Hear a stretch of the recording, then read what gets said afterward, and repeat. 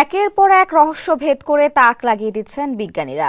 ঈশ্বরকণা আবিষ্কার করে পদার্থ বিজ্ঞানে নোবেল প্রাইজ পেয়েছিলেন দুই বিজ্ঞানী। এরপর গবেষকরা ইঙ্গিত দিয়েছেন সূর্য পশ্চিম দিকে উঠে পূর্ব দিকে ডুবার সময় ঘনিয়ে এসেছে। এবার সামনে এসেছে নতুন তথ্য। প্রায় ৭৮ বছর আগে বিজ্ঞানীরা একটি প্রতীকী টাইমপিস তৈরি করেছিলেন, যা ডোমসডে ক্লক নামে পরিচিত।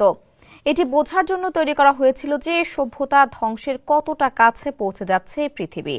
মঙ্গলবার সেই ঘড়ি রাত ১২টা ৮৯ আগে ছিল। এতে উদ্বেগ বেড়েছে বিজ্ঞানীদের, কারণ এর আগের ২ বছর ঘড়িটি রাত ১২টা ৯০ আগে ছিল।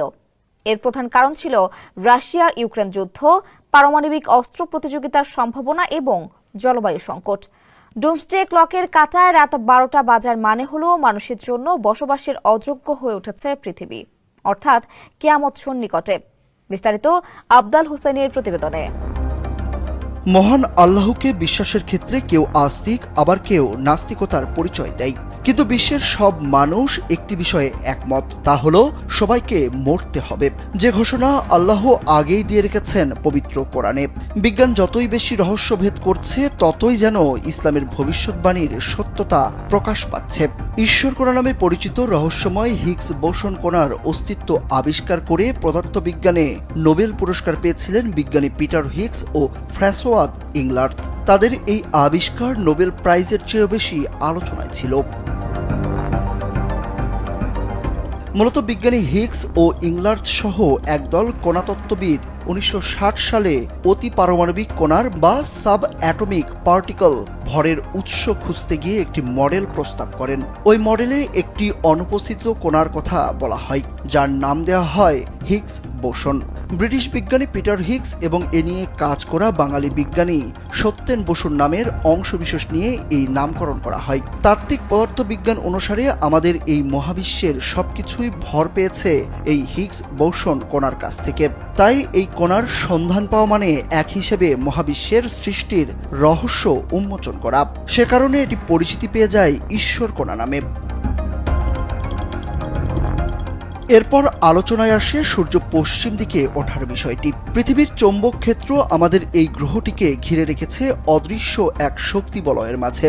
সোলার রেডিয়েশনের ক্ষতিকর প্রভাব থেকে জীবজগৎকে রক্ষা করছে এই চৌম্বক ক্ষেত্র। কিন্তু আমরা একে যত স্থিতিশীল ভাবি, আসলে তা স্থিতিশীল নয়, বরং সদা পরিবর্তনশীল। পৃথিবীর ইতিহাসে চৌম্বক মেরুর পরিবর্তনের ঘটনা ঘটেছে কয়েকশোবার।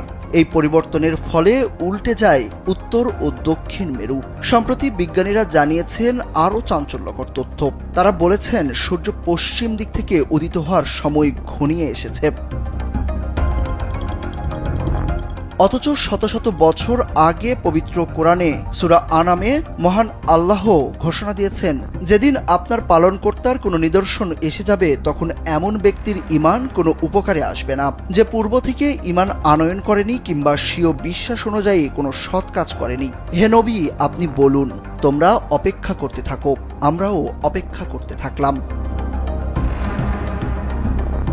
অধিকাংশ মুফাসসিরের মতে অত্র আয়াতে কোনো নিদর্শন বলতে পশ্চিম দিক থেকে সূর্যোদয়কে বোঝানো হয়েছে। ইবনে জারির আত-তাবারি বলেন, আয়াতে বর্ণিত নিদর্শনটি পশ্চিম আকাশ থেকে সূর্য উদিত হওয়ায় অধিক বিশুদ্ধ। কারণ নবী করিম সাল্লাল্লাহু আলাইহি সাল্লাম স্পষ্ট করে বলেছেন, যতদিন পশ্চিম দিক থেকে সূর্য উদিত হবে না, ততদিন কিয়ামত হবে না। যখন পশ্চিম দিক থেকে সূর্য উদিত হবে এবং মানুষ তা দেখতে পাবে, তখন সকলেই ঈমান আনবে। তখন এমন ব্যক্তির ঈমান কোনো উপকারে আসবে না, যে পূর্ব থেকে বিশ্বাস স্থাপন করেনি কিংবা স্বীয় বিশ্বাস অনুযায়ী কোনো সৎ কাজ করেনি। সম্প্রতি নাসার বিজ্ঞানীরা সামনে এনেছেন আরও এক চাঞ্চল্যকর তথ্য। নাসার একটি গবেষণায় উঠে আসে, মহাশূন্যকে নিঃশব্দ ভাবা হলেও আসলে সেখানে প্রতিনিয়ত শব্দ হচ্ছে। গবেষকরা সে শব্দ শুনে বলছেন যেন বিলিয়ন বিলিয়ন মানুষ একসঙ্গে গান গাইছেন বা জিকির করছেন। হযরত আবু যর রাদিয়াল্লাহু তাআলা আনহু বলেন, রাসূলুল্লাহ সাল্লাল্লাহু আলাইহি সাল্লাম যখন মিরাজ থেকে ফিরে আসেন তখন তাকে প্রশ্ন করা হয়, হে আল্লাহর রাসূল, আপনি আকাশে কি দেখেছেন বা কি শুনেছেন? উত্তরে তিনি বলেন, আমি যা দেখেছি তোমরা তা দেখো না, আর আমি যা শুনেছি তোমরা তা শোনো না। আকাশে প্রচণ্ড কাঁপুনির শব্দ হচ্ছে, আর তা হওয়ার কারণ আছে। আকাশের 4 আঙুল পরিমাণও জায়গা খালি নেই, কারণ সবখানেই ফেরেশতারা সিজদায় আছেন আর আল্লাহর জিকির করছেন। এ অবস্থায় ডোমসডে ক্লক বা কিয়ামত ঘড়ি দিয়েছে নতুন এক বার্তা। এ বিষয়ে বুধবার ব্রিটিশ সংবাদ মাধ্যম বিবিসি এবং মার্কিন সংবাদ মাধ্যম সিএনএন প্রতিবেদন প্রকাশ করেছে। এতে বলা হয়েছে, প্রায় ৭৮ বছর আগে বিজ্ঞানীরা একটি টাইম পিস তৈরি করেছিলেন, যার নাম ডোমসডে ক্লক বা কিয়ামত ঘড়ি। মূলত পৃথিবী কত দ্রুত মানবতার ধ্বংসের দিকে অগ্রসর হচ্ছে তা বোঝার জন্য এই ঘড়ি তৈরি করা হয়েছিল। সাধারণ ঘড়িতে 60 সেকেন্ডে ঘন্টা হলেও ডোমসডে ক্লকের হিসেব সম্পূর্ণ ভিন্ন। এই ঘড়িতে রাত 12টা এমন একটি মুহূর্তকে নির্দেশ করে যখন পৃথিবী মানুষের জন্য বসবাসের অযোগ্য হয়ে উঠবে। 2 বছর ঘড়িটি রাত 12টার 90 সেকেন্ড আগে ছিল। মঙ্গলবার বিজ্ঞানীরা ডোমসডে ক্লক রাত 12টার 89 সেকেন্ড আগে সেট করেছেন। এটি এই পর্যন্ত ঘড়ির সবচেয়ে কাছের সময়। প্রতি বছর বিজ্ঞানীরা এবং নোবেল বিজয়ী বিশেষজ্ঞদের একটি দল এই ঘড়ির সময় নির্ধারণ করেন। এটি এমন একটি উপায়ে তৈরি হয়েছে যাতে মানুষের মনোযোগ আকর্ষণ করে এবং পৃথিবীর জন্য বিপজ্জনক বিভিন্ন সংকট নিয়ে সচেতনতা বাড়ায়।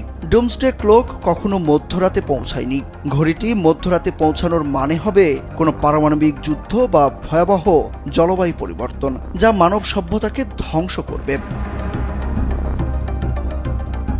মানুষ ডোমসডে ক্লক সহ অন্যান্য উপায়ে মহাপ্রলয়ের দিন বা কিয়ামত কবে হতে পারে তা ধারণা করার চেষ্টা করছে, কিন্তু কোরআনে এবং হাদিসে এই দিনে কি হবে তা নির্দিষ্ট করে বলা আছে। শুধু তাই নয়, এই দিন সংঘটিত হওয়ার আগে কি কি আলামত প্রকাশ পাবে তাও ইসলাম স্পষ্ট করে দিয়েছে। সুরুজ আহমেদ, কালবেলা।